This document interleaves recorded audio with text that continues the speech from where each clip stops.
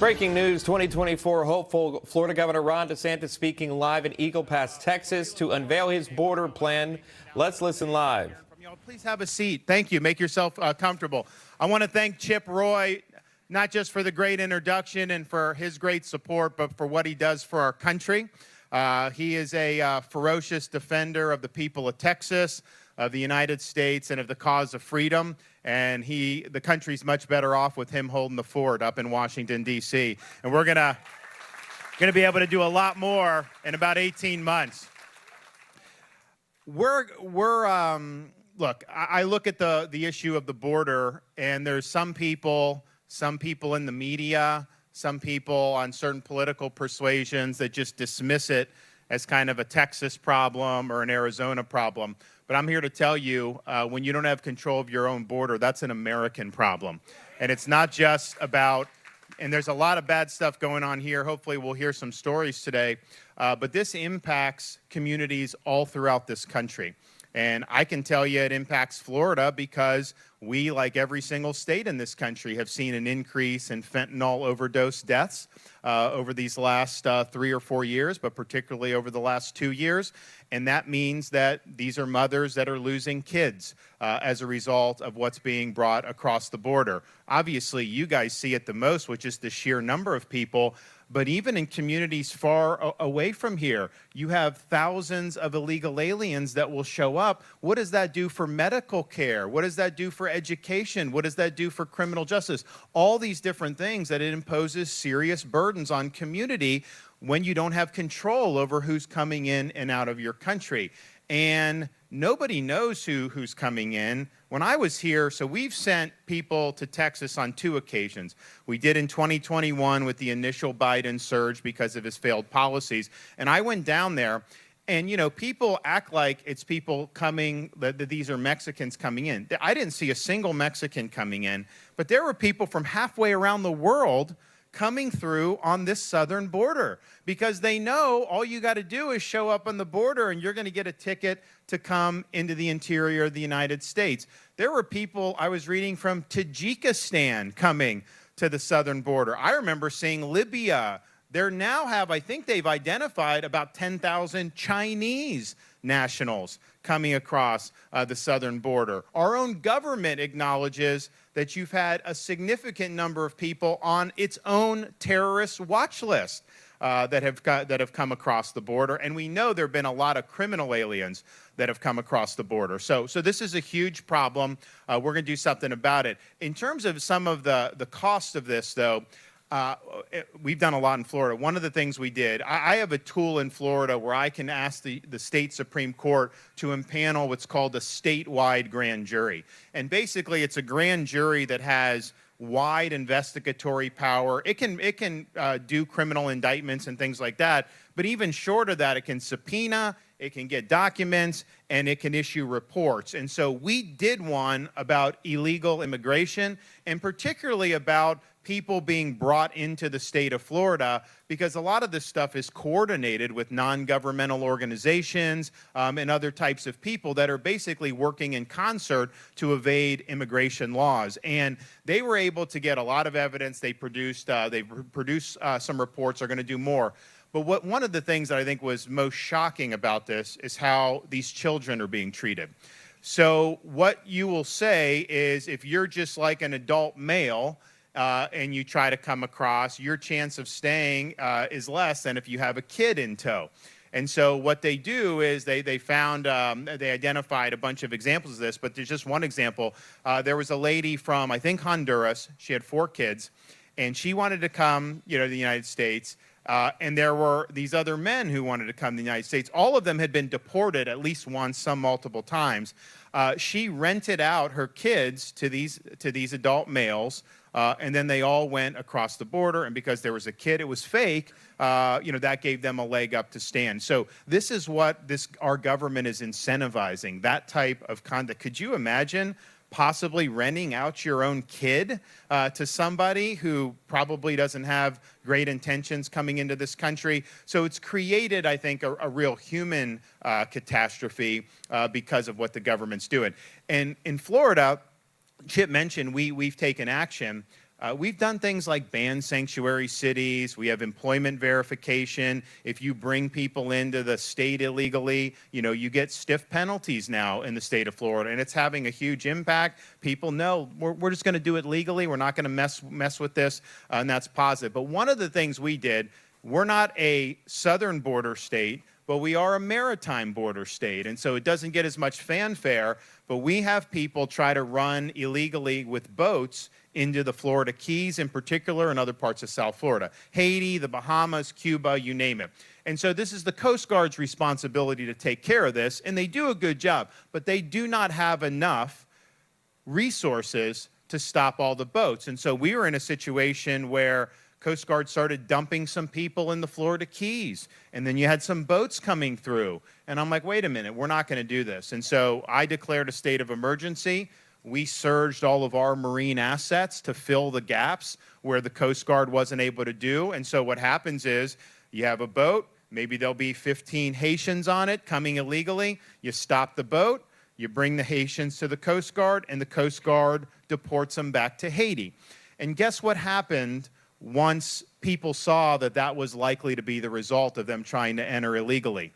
The number of boats plummeted that were trying to even come in the first place. Why would you want to get into a ragtag vessel, go hundreds of miles potentially in very hostile waters sometimes, knowing that the only thing that's going to happen to you is you're going to go right back where you started from? People aren't going to do that. And the same principle applies here at the southern border. If they come and know what'll be happen is they'll get a sheet of paper saying come up for a court date in 3 years and just go enjoy the United States, well, then they're going to do that. If they come and if they're denied entry or if they're immediately repatriated, well, guess what? People are not going to want to mess with this. They're not going to pay some coyote thousands of dollars to be able to do it because they know the United States enforces its laws. And that's just the way it is. So we have to reestablish the rule of law in this country. We have to make sure that people understand that there is a sanction to violating the law. We also should just be very clear. Look, this whole thing about asylum, there are legitimate reasons why someone would need asylum, and there have been throughout American history. But what you're seeing now is an abuse of asylum. I mean, just think about it. If you're fleeing a country, what you're supposed to do is the first time you get to safety, you claim asylum wherever that is. Instead, we've got people coming from South America, traveling through all these other countries, showing up at our southern border, entering illegally, and then claiming asylum here. That's not the way it works. And I know Chip is working on dealing with this legislatively. We'll do it through executive action where we will not entertain those claims at the southern border. We'll make it very clear to people. We'll make it very clear that while we support the idea of bona fide asylum, 90+% of these cases are not legitimate, and it's being used to be able to shoehorn them into this country against the law. So we're going to definitely do that. And to the extent you have some that are adjudicated, people can wait in Mexico for that adjudication. You don't come to the interior of the country and get a free pass. It's a lot less appetizing to make a trip like that, knowing you don't qualify in the first place and you're going to have to wait on the other side of the border before you get a decision. You will see it dry up in terms of the number of people that will want to come. I also look around, so we have people in Florida now helping. I was down, at Eagle Pass yesterday. We did a boat tour. We did the helo, but we've got a lot of our guys. We've got some of our fish and wildlife folks who do a lot on the water. We got highway patrol, and so we've put a lot of people. We've got National Guard from the state of Florida, and we believe it's important. But what I think needs to happen is, if the federal government won't do its job, the states should be permitted to send people back. That is what you need to do.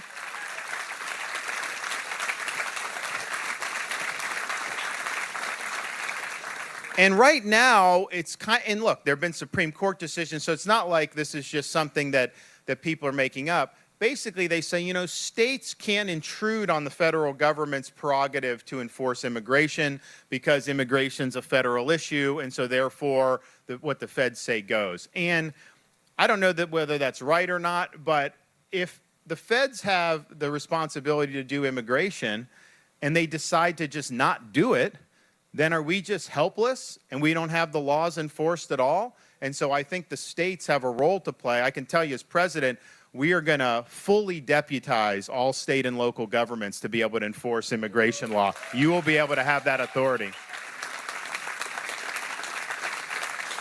And we're not going to allow sanctuary jurisdictions to get away with it. I mean, you think about some of these places, cities, states, where they say, we refuse to cooperate with any type of immigration enforcement. So what will happen is, you'll have somebody who's in the country illegally, they'll commit a serious crime, they'll serve a prison sentence. When they're done with their prison sentence, a state or a locality that's sanctuary will not notify ICE that they're getting out of prison, because if they do, ICE can take them and send them back. Instead, they release them back into the community. How is that something that's acceptable? It's not. So we're going to turn the screws on sanctuary jurisdictions. They get a lot of money. All these localities and states get a lot of money from the feds. They get grants. They get all that. You know, we'll make sure to turn the screws so that it pays to follow the law and it doesn't pay to violate the law. And the thing, too, about this is, honestly, some of this sanctuary stuff they do is a lot of virtue signaling, right? I mean, they started doing it a lot under the Trump administration, and I think it was a way for them to say, oh, you know, we're fighting the power, all this stuff. Well, I can tell you, you know, we have a program to offer the transport to sanctuary jurisdictions in Florida. So there were 50 that were sent to Martha's Vineyard last year. And Martha's Vineyard actually had an office in its downtown that said nobody's illegal, everyone. Well, it was a refugee welcome center. I guess they've never actually served anyone there, because they had 50 show up. And so think about towns down here in South Texas. If you just had 50 one day, that would be like a good day, right? And so you're in a situation where they get 50. This is one of the wealthiest enclaves in the entire world. They are a self-described sanctuary jurisdiction. And yet, what did they do when they had 50 come and ask for services? They declared a state of emergency, and they kicked them off the island the next morning. So some of this stuff is, we have a country right now where we have elites that think that they should impose their vision on the rest of us, but they don't think they should have to suffer any of the consequences. I mean, can you imagine how they would feel if people were coming illegally, going through their yards in Martha's Vineyard, knocking on their windows at night? They would never tolerate that for a minute, and yet they expect you to down here, because they want to impose their vision on others without having to live under the consequences of that. So that's just something that's very, very clear. Part of what we're going to do, of course, you know, we talk about, you know, building the wall. I was in Arizona the other day, and you know, you have like wall, then it just kind of stops, and so you have like the guy from the cartel just kind of hangs out where it stops, and he motions for people, you know, to go over. And so, like, having just one piece, I mean, you got to finish the job, and there's a lot more you got to do on that. But even in places where there were really serious steel beams and everything, these guys in the cartels, they can cut through the really fortified steel beams. And I'm just thinking to myself, you spend all this money on that, and you just let them cut through with impunity and do it. And so, you know, I think you need adequate rules of engagement so that, I mean, if someone was breaking into your house, you would repel them with the use of force, right?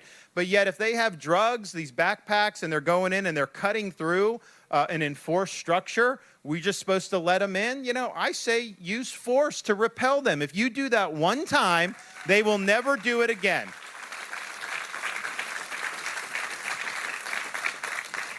So this is, and look, here's the thing with the drugs, I think, is you are seeing, it's the #1 cause of death, fentanyl overdose, for people 18 to 49 right now in the United States of America. It shows no signs of abating, and it's going to continue to be a major issue. Now, you got to deal with the supply. It's not the only thing you have to deal with, but you have to deal with the supply. And so we're going to be leaning in against these drug cartels. I think that they are killing a lot of Americans. They are effectively in control of this border to begin with, and part of the reason it's gotten this way is they don't get any pushback. They're able to just do this with impunity, and so we will designate them either a transnational criminal organization, foreign terrorist organization. Chip and I are talking about. Bottom line is we're going to give them a designation so that we can unleash more federal power to be able to kneecap the cartels, and so that's going to happen. It's important. And I think about, you have so many people that are dying in the United States, and yet our ruling class in D.C., they're just shrugging their shoulders at this.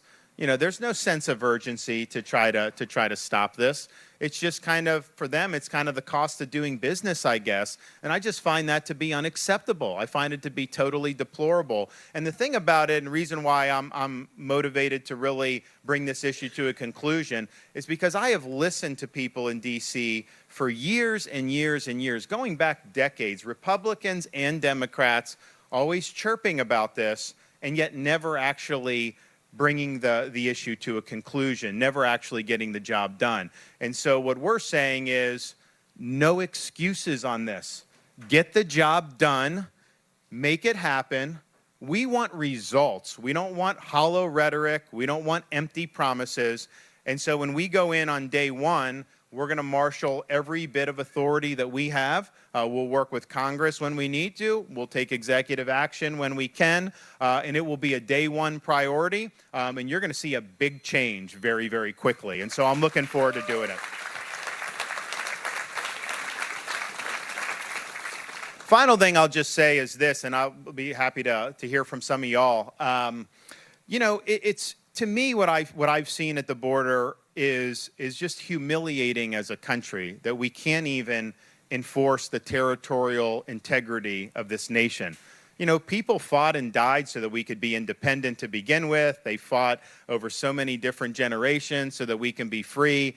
And a free society means that your borders are enforced, that your borders matter. You know, I don't consider myself just some citizen of the world. I'm an American, and being an American needs to mean something. We're a distinct country with distinct borders, and it's very, very important that we understand that. And I just think about, you know, would we have ever allowed this to happen, like during like World War II or something like that? I mean, we would have, you know, squashed this very quickly if we had this many deaths coming from drugs. And it's like now in our current day and age, it's like our government can never do anything right, and they just let problems persist. And so we're going to bring, I think, a can-do spirit to this issue.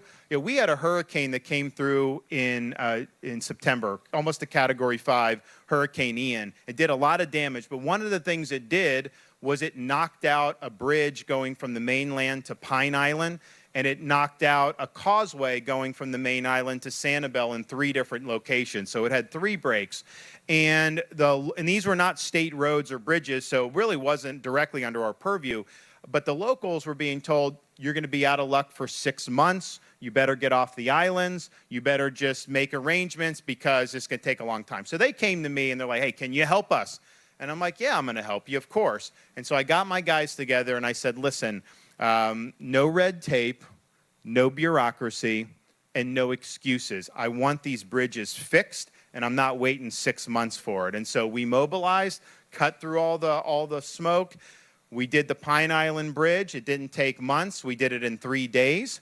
And then we did the Sanibel Causeway, fixed it in 3 different places 2 weeks after that. So don't tell me things can't be done.